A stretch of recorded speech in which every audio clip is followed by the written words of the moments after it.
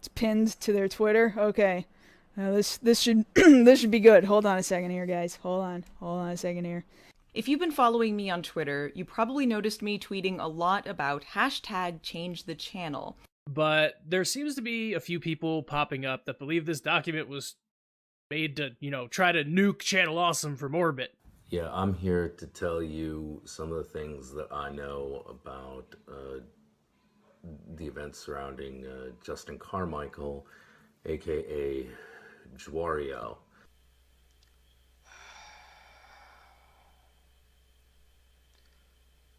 We should get things started properly.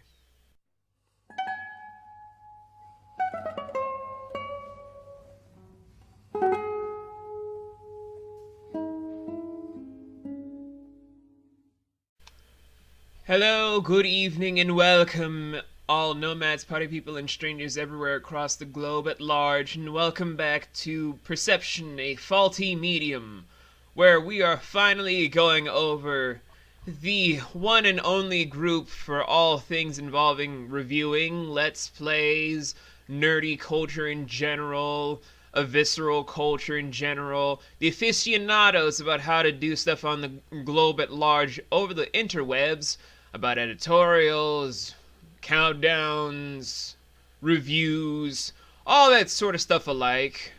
of the infamous Channel Awesome.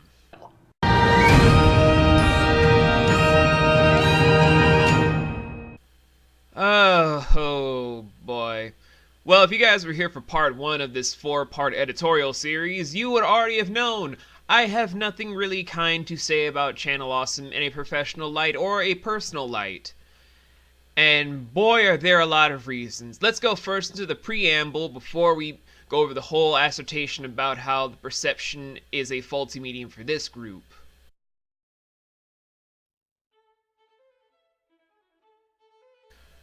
Okay, the preamble to all the destruction as a whole started as a smallish group, started by a young man by the name of Doug Walker and his brother Rob Walker, and 2 Michaels, and a fellow whose name I cannot pronounce, so I will not because I don't want to seem insensitive, started this basically because of a lot of internet fame and because of the angry video game / angry reviewer shtick at the time was super popular, making himself as well as Cinemassacre being probably the 2 biggest icons in the reviewer bracket for all things involving films, video games, so forth and so on. In that whole retrospect, Channel Awesome then became the hub for a lot of the reviewers that we all know today, of people like the Spoony One, Cinema Snob, Linkara, the artist formerly known as Obscurus Lupa, Lindsay Ellis when she was the Nostalgia Chick, Todd in the Shadows, Rap Critic, the Amanda Hagen, Phalis, Pa Dugan, Maven of the Eventide, that chick with the goggles, Mars Girl, Hope Within the Chaos. The list is endless to the amount of producers, countdown artists, reviewers as a whole, even Let's Players that we all know today. They were a part of this hub that a lot of us look up to, even more so than the titular person behind Channel Awesome, which is the one and only Nostalgia Critic. And wow, so many things have come to light since a lot of things happened in its inception, such as rushed film schedules, very disgracefully degrading scripts, inhuman treatment of a lot of people that were either extras or just people working on it in general, disrespect, and that's not even going to the allegations over rape comments, someone making a rap song about rape, and even some things of having a groomer joining the whole entire organization. Whether or not that was actually the case or not is up for debate no matter how you want to look at things, because even if the person is deceased, they're still innocent until proven guilty under any court of law. With that still being the case as the preamble, a lot of things in the net have caused a lot of ripples to make Channel Awesome go from the highest pinnacle of the reviewer world as a whole to then becoming the laughingstock and the biggest meme known to mankind. Even more so than being the meme of what do we do without the nostalgia critic, as well as the basic financial scam that they have committed to make that stupid game show. Wow, there's just so much piled up evidence. I'm unable to be biased. Wow, there's just so much evidence here where it's impossible to be nothing but biased over how disgraceful the whole company is, because one, there was no true story. Everything that you could probably get from them for an apology or from an explanation is just severe backpedaling, and nothing was there to offer as a pure defense because so many facts and figures came through besides the allegations to make everything go against them in so many different ways, where if I could get my marketing partner on board with all this, even she would just be like, nah, you have nothing, you are lost. That is the sad, honest truth about what has basically befallen Channel Awesome.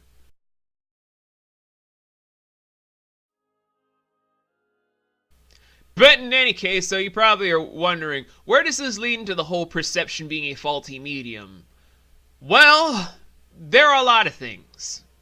Firstly, because a lot of people have their own nostalgia goggles for the nostalgia critic, as well as for the Chicago team, and for everything else,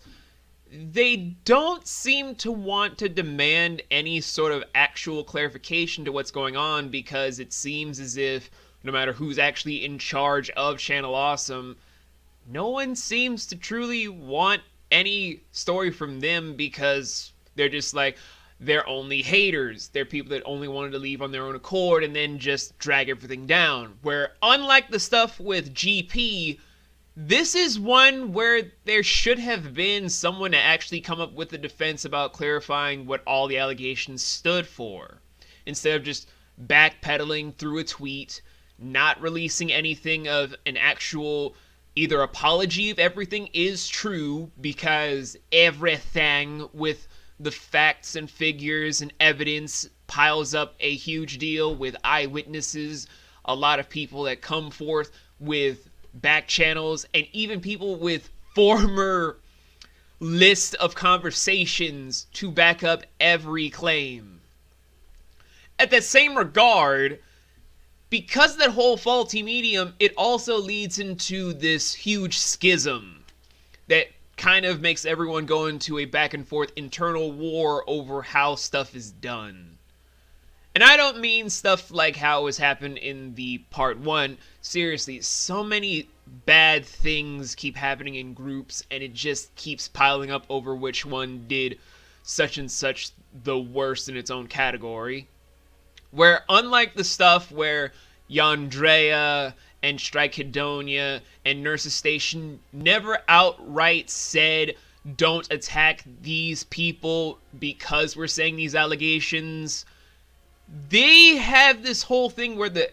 people listing all the complaints, allegations, so forth and so on, actually stated, do not go after anyone that is still with the group. Their battle is their battle. It's not the fans' own decision to attack, belittle, and make anyone feel bad about where they are in this whole schism. Whether they're on the side of forget about Channel Awesome, hashtag change the channel, or if they're still with the whole team in its entirety of we're still with Doug and Rob and the mics and trying to do all this stuff because we believe in the website and all that comes with it. There are so many people that disregard what anyone says that makes that whole perception in their whole mind saying, if they are saying they don't want anyone involved, that means that they only want their true friends to get involved, having that whole warped sense of what justice should be if their fans turn friends, because that thing tends to happen, and then go on that offensive where it goes a little bit too far. Case in point being the death threats and all the harassment that Brad Jones, aka the Cinema Snob, has suffered through. That Brad Jones, aka the Cinema Snob, has suffered through along with his entire family. I have a lot of respect for Brad, so when I heard this while I was doing the whole research and information gathering, I was rather distraught, as well as really pissed off at the whole community at large, where it made this whole thing a part of the 4-part miniseries. It's okay to want to stand by your fandoms. I'm not here to say to stop standing for what you believe in, to not try to defend your fandom. You guys can do all that stuff within reason, but key phrase in that is within reason. You do not have the right to play judge, jury, and executioner over someone else's life, their choices, and how they want to do things. If you yourself want to go about and gallivant all over the place and say, I want these people to get their just desserts because of what they've done to such and such and the other thing, that's within your right because of how freedom of speech works. But to go forth, harass, attack, do all these very grotesque things to individuals just because they made a choice themselves as adults, that's inexcusable in my eyes. You had no right because you stole someone else's rights. That's where the perception as a faulty medium falls so flat on its face and then shattered into a million pieces because no one is taking the time to stop and think. Even when stuff is still dying down, where people are still taking pot shots, no matter how long ago this whole thing will span out in history, a lot of people had their chance to stop the whole fire from spreading more than it did, and it just became so much worse. Whether or not this is still going on due to the fact that this is kind of recorded during the last stint of 2018, but also trying to be revised during the beginning of 2019, I will never know how change the channel will shape up in the years to come, whether that will die down and then people start coming back to it saying we were wrong, we want to come back to everything and make it a joyous new channel awesome with brand new channel things, brand new links, getting a whole new casting call together, or whether or not it'll just be one of those things that becomes a full blown out war and then become part of internet history as the rise and fall of a kingdom. No matter what that whole thing has been, you either have the people trying to be the deniers and not want any sort of clarification from the other party, or the ones that take the huge extreme then become judge, jury, executioner and feel like it's their own duty to make whoever said or did or wanted to do anything of their own volition as the ultimate criminal that must punish because they themselves believe that they are the righteous ones. And I can't abide by either one because a fight needs to be fair. And if you had no stakes in this battle to begin with, why are you in this to begin with? What right did you have to go into these people's lives and dictate how they do things? And so, I shall close out here because I have a lot of research to do for the final 2 parts of this miniseries, where this time I want to go after a big enough company that has done a lot of things, but so many people try to give too much leeway into them because they made our childhood. And this might be probably the most controversial video to come out of my channel ever.